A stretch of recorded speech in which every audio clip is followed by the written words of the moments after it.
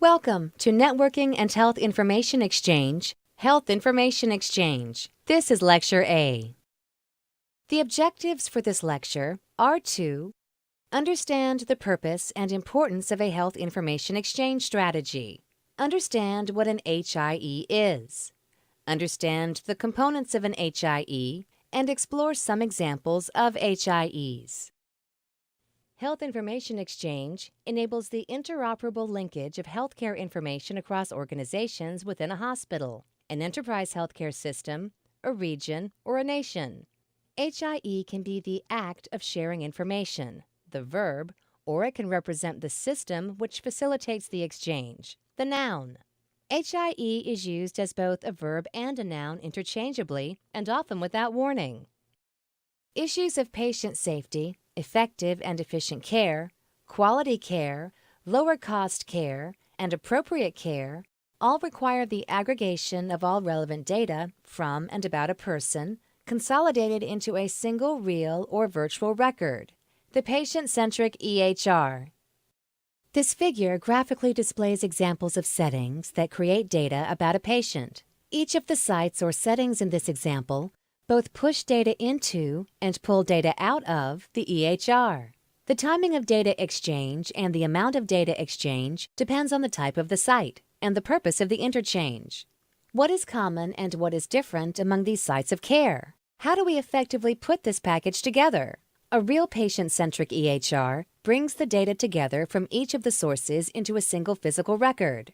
This approach is called a centralized EHR. If the data is left at the source and pulled whenever it is required, the result is a virtual EHR. This approach is called a federated EHR. These two approaches will be discussed in a later slide. It is likely that each institution will have an EHR that meets its specific needs. I refer to that EHR as the institutional-based EHR. Among other things, this EHR will be the source of the management of care of the patient, for reporting and auditing and for billing. A nursing home, for example, will have an institutional EHR that will be different from the EHR of a hospital. However, for interoperability, it is important that data elements have the same coding and meaning, and that they can be interchanged when necessary. Complete interoperability does not exist at present. Consequently, data elements must be mapped, often with a subsequent loss of information between the different sites. This slide shows much of the same idea, but creates a bigger picture of many of the standards we have discussed in the previous lectures, as well as introduces various views of the EHR.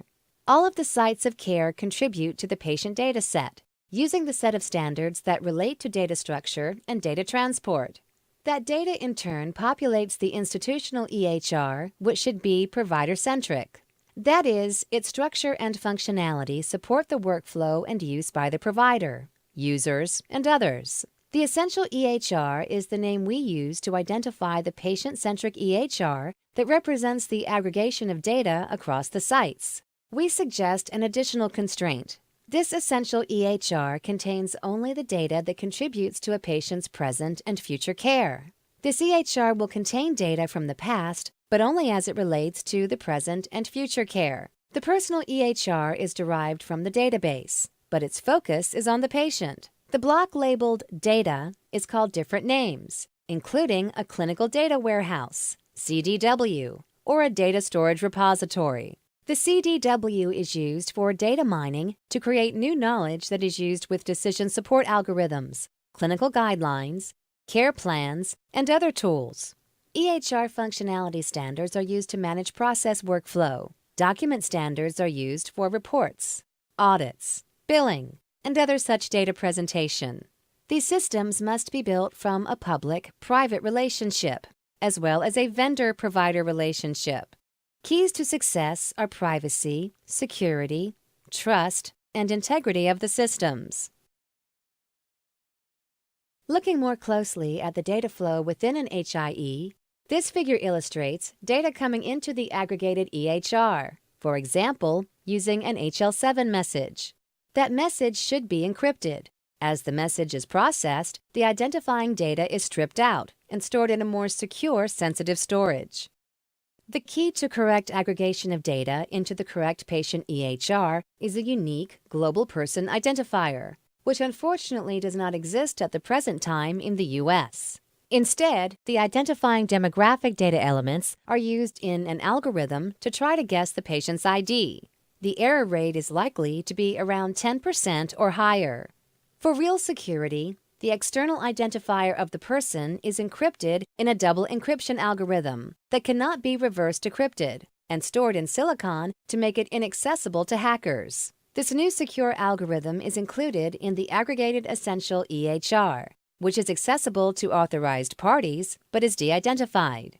The identifying data, such as name, date of birth, address, gender, race, and such, are included in the more secure area and are accessed only when necessary as part of the direct care process. This backwards linkage is necessary for many reasons and many occasions to communicate with the patient. Certain decision support algorithms need to access this data, but the data would not have to be shared with a human. First, let's discuss the model for the essential EHR. There are often privacy and security concerns when discussing shared electronic health information. The concept of a large database that has patient information across the continuum of care, or the state or country, can raise significant privacy concerns for many people. So, often for reasons of privacy and control on the part of the institutions, the federated model has a lot of supporters. On the other hand, there are problems with the federated systems. Perhaps the most serious is access to that data in an emergency situation, such as Hurricane Katrina. Since the data is not centrally stored but maintained at each site, if one site fails, then that data can be inaccessible. Even with off-site backups, the new gateways would have to be identified. With a federated system, each site would have to deal with n-1 sites, whereas in a centralized system, the link is always to one system. The centralized approach offers better control of security and privacy, better reliability, and better quality control. Further, many HIE systems are designed to allow data to be stored in a centralized database, but access is tightly controlled so that the features of a federated system are realized without all of the downsides.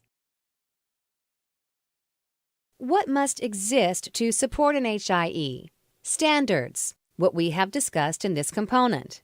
Infrastructure to support aggregation of data into a single patient record, which requires infrastructure to support a regional network, infrastructure and linkage of regional networks to provide a virtual national network, a business case based on supported facts and includes a financial model that balances rewards with costs, a workable process that permits us to reach the destination in doable chunks, understanding and creating the necessary linkages among stakeholders, state efforts blended into a common process that will support interoperability among states.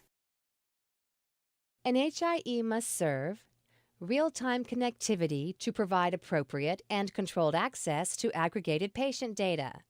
Disease registries permit the monitoring and assurance of high-quality care. Research databases are derived for specific purposes and for specific periods of time. Reimbursement is derived from clinical data, ideally in real time. Accreditation, credentialing, and statistical reporting are derived products. The data warehouse contains all data for legal and archiving purposes. Support consumer-driven healthcare. Mandatory reporting, such as immunizations, healthcare-acquired infections, HAI, etc.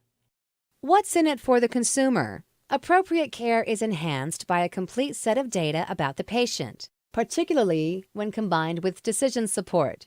Patient safety is enhanced by complete and timely data at point of care, effective and appropriate treatment, and patient satisfaction and trust is enhanced by a caregiver who knows all about the patient, without the patient having to remember and repeat a full medical history.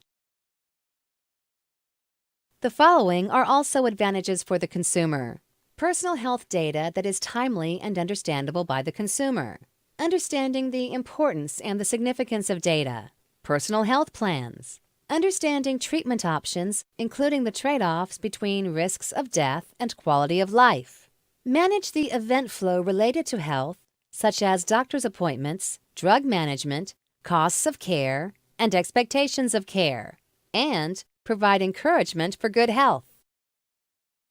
And continuing, people over the age of 65 have on average 3 or more chronic diseases. Disease management means a higher quality of life, as well as a longer life. Proper disease management means complete data about the patient, as well as having and using the appropriate knowledge about the patient and the disease. Proper management of health and constant monitoring of health extends independent home living. The first implementations of HIE were called Regional Health Information Organizations, RHIOs. In some places, the name Health Information Exchange Organization, HIEO, is used. They mean the same thing. An RHIO is a regional collaboration of multi-stakeholder organizations working together to connect healthcare communities with the goal of improving quality of care, safety, and efficiency. Typical objectives are to develop a community-wide health information exchange, to create a healthcare portal with interoperable applications, to create a training and support infrastructure to ensure adoption of applications, and to engaging payers and programs that align incentives appropriately. There are several challenges in implementing an RHIO, such as financial sustainability, achieving a critical mass of data to provide value, and getting many disparate partners, who may also be competitors, to participate. The benefits to patients and others are significant, however, and work continues to implement RHIOs across the country in various settings and with many different objectives. There are really no boundaries that encapsulate the area of care for a population. If you were to draw a boundary around the sites where a person receives care and one around where the spouse receives care, the boundaries would be different. People who live on a state boundary are likely to receive some care in one state and more care in the other state. Even internationally, persons receive care in multiple countries. Within Europe, people routinely cross country boundaries for care. People from around the world come to the U.S. for care. So in order to aggregate all data about a single patient, interoperable connectivity must be enabled across all boundaries. For a state, whatever fabric is woven using the regional models, it must provide a framework to accept and share data across all boundaries. Focusing on just the United States, that means that whatever system is in place to support HIE, it must be at a national level. The resulting infrastructure, then, is some form of a nationwide healthcare information network. There are several models and activities that attempt to enable this infrastructure, and they will be discussed in subsequent slides. The purpose of a national healthcare information network is to provide a secure, nationwide, interoperable health information infrastructure that will connect providers, consumers, and others involved in supporting health and healthcare. E-health information to follow the consumer, be available for clinical decision-making, and support appropriate use of healthcare information beyond direct patient care so as to improve health. De-identified regional data can be analyzed nationally in aggregate. A national patient identifier was included in the HIPAA law, but will likely not be implemented. Patient matching algorithms and processes are the current state of the industry and will continue to be the preferred method for finding patient information. Security and privacy are top priorities. This slide shows one theoretical model in which many RHIOs are interconnected to create and enable a national healthcare information network. In this hypothetical example, the state of North Carolina is supported by 3 regional healthcare information organizations, each of which supports a population of 3 to 5 million persons, an easily scalable model. The population of the U.S. is just over 300 million persons. Using the figure of 3 to 5 million per RHIO, the U.S. would be easily covered by 100 such RHIOs.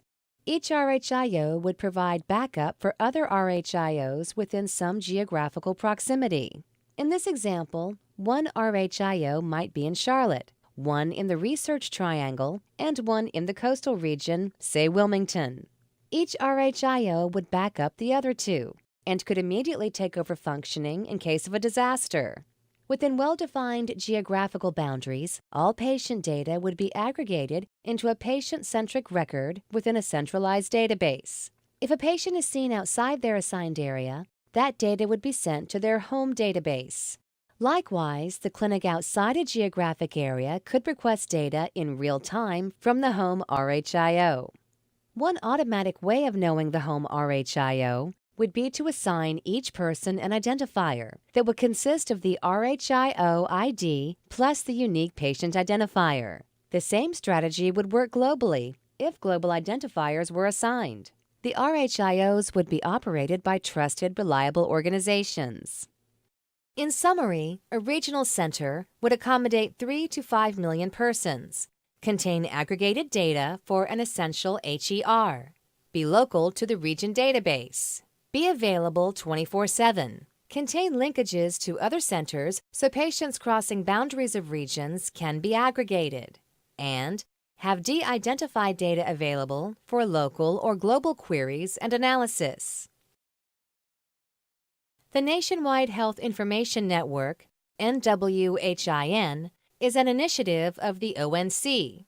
Its purpose is to tie together information exchanges using a Java platform and open source code. Participating organizations are assigned an object identifier, OID, to identify them as a trustee entity. This initiative is supported by both public and private entities. Connect is an open-source software package that implements the NWHIN architecture. Federal agencies collaborated through the Federal Health Architecture, FHA, to create the Connect package. The DIRECT project was launched in March 2010. The DIRECT project specifies a simple, secure, scalable, standard-based implementation guide for users to send authenticated encrypted health data directly to known trusted recipients over the Internet. The DIRECT project is a collaborative whose stakeholders represent over 50 provider, state, HIE, and HIT vendor organizations. The DIRECT project addresses key Phase 1 requirements for meaningful use. DIRECT is an attractive solution for communicating protected health information because it uses familiar email protocols and therefore has a low cost of entry and is easily used by nearly any provider. The State Health Information Exchange Cooperative Agreement Program was designed to promote HIE and advance information sharing across the healthcare system. The long-term goal was to enable a nationwide HIE and interoperability. In total, 56 states, eligible territories, and state-designated entities received awards. The program ended in 2014.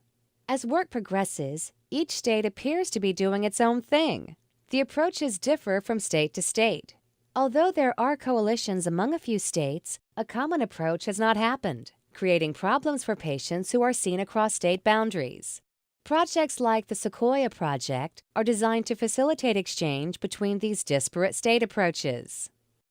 A group of federal agencies, local, regional, and state HIOs have created a confederation of trusted entities known as the NHIN Exchange. Its mission and purpose is to securely exchange health information.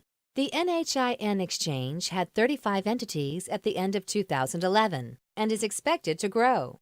Members of NHINE include CMS, CHIC, DoD, VA, HealthBridge, Kaiser Permanente, Marshfield Clinic, NCHICA, MedVirginia, Regenstrief, Utah Health Information Network, Western New York Clinical Information Exchange, and others. Most of the ONC-funded Beacon Community programs are also members of this organization. This concludes Lecture A of Health Information Exchange. In this lecture, we learned about health information exchanges. We have examined the concept, purposes, and value of HIEOs. We have looked at several different models for realizing HIEOs or RHIOs. We have looked at several federally initiated programs. Those programs include NWHIN, Connect, DIRECT, NHINE, and the various state HIE programs.